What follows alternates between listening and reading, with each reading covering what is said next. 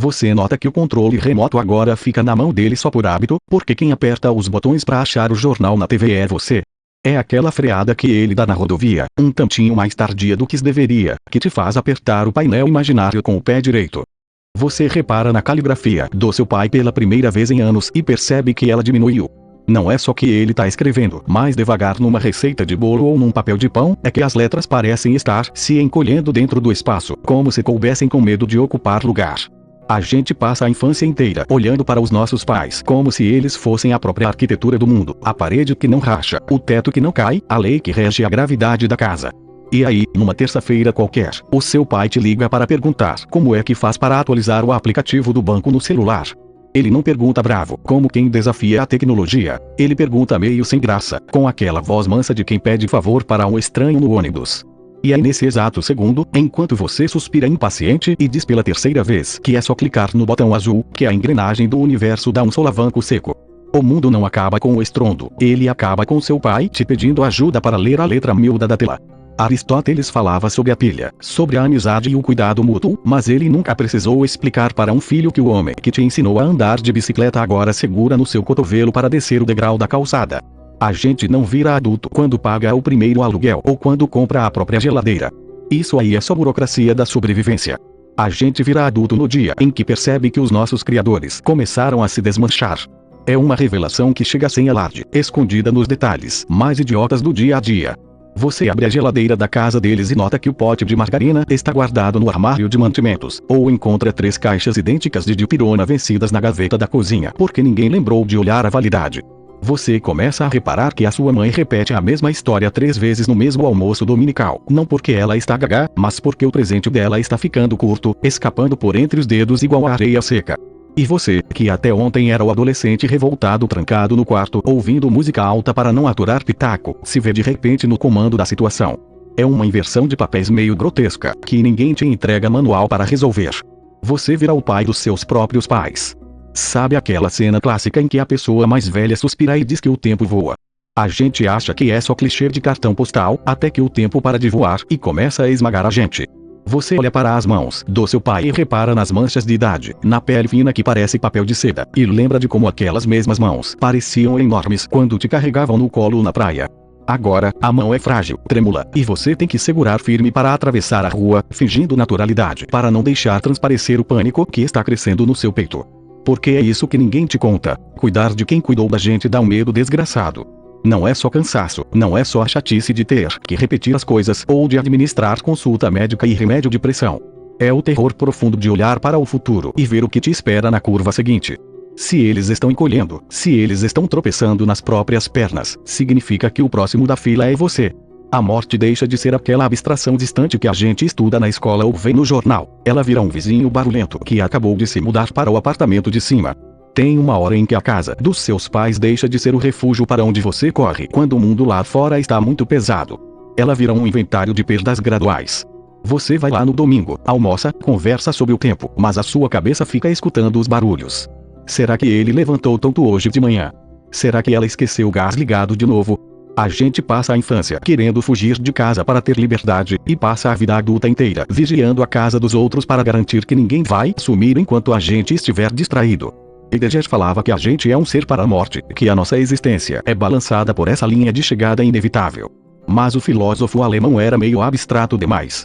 Ele não estava na sala de estar de uma família brasileira comum, tentando explicar com paciência infinita como é que usa o controle remoto da televisão por assinatura para um pai que já desistiu de entender o cardápio de opções.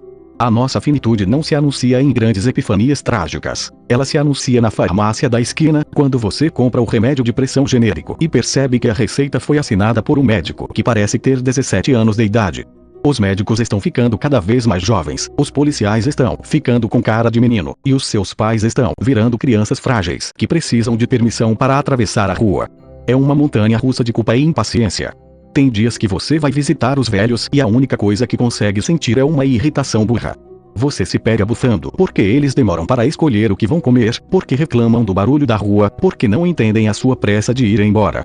Você quer resolver tudo rápido, colocar a vida deles em ordem como se estivesse organizando uma planilha mental, e ir cuidar das suas próprias urgências. E aí, logo depois que você fecha a porta do apartamento deles e entra no elevador, a culpa desaba como um teto de gesso molhado. Você lembra do rosto da sua mãe olhando para a porta depois que você diz que precisa ir porque tem reunião cedo no dia seguinte, ou lembra do seu pai te dando um abraço meio desajeitado e dizendo para você tomar cuidado na estrada. E você pensa, caramba, eu estou tratando com pressa os últimos anos das únicas pessoas no mundo inteiro que me amaram de graça, sem favor, sem contrato, só porque eu existia. É aí que a filosofia vira carne viva. Não adianta citar Sêneca para justificar a brevidade da vida se você está perdendo a paciência porque seu pai esqueceu onde guardou o extrato do banco. A brevidade da vida dói justamente aí, nas pequenas burocracias do afeto que a gente acha que vai durar para sempre. A gente cresce achando que o amor dos pais é uma fonte inesgotável, o recurso natural que nunca vai acabar, tipo o oxigênio da atmosfera. A gente acha que eles vão estar sempre ali no mesmo lugar, com a mesma paciência de 1998, prontos para ouvir nossos dramas de adulto cansado. E quando a realidade mostra que a fonte está secando, que a bateria está acabando, a gente entra em parafuso. Você percebe que o seu pai não é mais o herói intransponível que resolvia qualquer parada, e sim um senhorzinho cansado que tem medo de cair no banheiro escuro de madrugada. E a sua mãe não é mais a fortaleza que abrigava todo o caos do mundo, mas uma mulher idosa que às vezes chora porque não consegue mais costurar a bainha de uma calça. A inversão acontece sem que a gente assine nenhum termo de posse. De repente, o filho vira o protetor, o guia, o tradutor do mundo moderno para dois velhinhos assustados com a velocidade de tudo.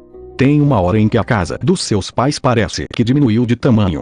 Não porque as paredes encolheram de verdade, mas porque o seu olhar mudou. Aquela sala que na sua infância parecia um campo de futebol, com corredor comprido e móveis gigantes, agora parece um depósito meio apertado de recordações, com tapetes que viraram armadilhas para os pés e fios espalhados pelo chão que dão uma agonia danada. Você entra na cozinha para pegar um copo d'água e percebe que o armário alto está cheio de mantimentos vencidos há 3 meses porque eles simplesmente esqueceram que aquilo existia lá no fundo. E aí bate aquela culpa silenciosa, misturada com uma irritação boba que você tenta engolir a seco. Você pensa, caramba, eu avisei 500 vezes para jogarem isso furar. Mas logo em seguida vem o soco no estômago, a constatação de que eles já não estão dando conta de pequenas coisas da rotina, e que a casa deles, o nosso refúgio sagrado de antigamente, virou um lugar que oferece riscos. É uma sensação esquisita de luto antecipado. Aristóteles falava sobre a amizade e sobre como cuidar do outro é uma extensão do cuidado consigo mesmo, mas ele nunca precisou lidar com a tarefa inglória de explicar para sua mãe, pela 4ª vez no mesmo dia, que a senha do banco não é a data de aniversário do cachorro que morreu em 2012. A filosofia clássica é linda nos manuais de ética, mas ela raramente prepara a gente para a humilhação mútua de ter que impor limites à liberdade dos nossos próprios velhos. Você se pega falando com seu pai com aquele tom meio ríspido, meio professoral, o mesmo tom exato que ele usava para te ensinar a atravessar a rua olhando para os dois lados. E é aí que a engrenagem emperra. Você percebe que virou o adulto da relação, e essa vitória é amarga que só a poxa. Ninguém quer vencer esse jogo. A gente quer continuar sendo filho, quer continuar tendo para quem ligar quando o pneu do carro fura na estrada escura, quer continuar podendo chorar pitangas no telefone sem ter que pensar na logística de quem vai pagar o plano de saúde suplementar no mês que vem. Mas a roda gira, meu amigo. Simone de Beauvoir, escrevendo sobre a velhice, disse uma frase que é um verdadeiro soco na cara. Ela fala que a velhice é a prova de que a nossa existência é uma traição contínua do tempo. Os nossos pais estão sendo traídos pelo próprio corpo, pela própria memória, e a gente está assistindo a isso de camarote, tentando disfarçar o pânico com piadas sem graça e visitas de domingo regadas a bolo de fubá murcho. A gente tenta segurar a barra com toda a força do mundo, fingindo que está tudo sob controle, que a gente tem paciência infinita, que a tecnologia é fácil, que a vida é justa. Mas a verdade é que a gente está morrendo de medo. Medo do dia em que a ligação não vai ser para perguntar como troca o canal da televisão, mas para dar uma notícia que a gente passa a vida inteira tentando não pensar. A gente quer que o tempo pare, quer que eles fiquem ali congelados naquele domingo perfeito de churrasco na beira da piscina, com todo mundo rindo e com saúde para dar e vender. Só que o tempo não pede licença para passar. Ele atropela a gente, leva os reflexos dos nossos velhos, rouba a firmeza das mãos deles e deixa para a gente a tarefa indigesta de aprender a dizer não, pai, hoje você não vai dirigir o carro sozinho. E essa é, sem favor nenhum, a parte mais dura de crescer. Não é pagar imposto, não é assinar contrato de aluguel, não é ter que lavar a própria roupa de cama toda semana. Crescer de verdade é aceitar que os gigantes da nossa infância tinham pés de barro, e que agora cabe a nós segurar esses pés para que eles não desmoronem no chão frio da realidade. É um papel que ninguém ensinou a gente a desempenhar, mas que chega sem aviso prévio na fatura da vida. Então, respira fundo. Quando a paciência estiver por um fio, quando aquela mesma pergunta for feita pela 10ª vez, lembra que o tempo está passando rápido demais para todo mundo. Dá a mão, ri junto, morde o orgulho, engole a irritação e vai lá viver o que der para viver com eles, enquanto ainda tem alguém do outro lado para atender o telefone. Deixa o like se chegou até o fim. Eu também não sou robô.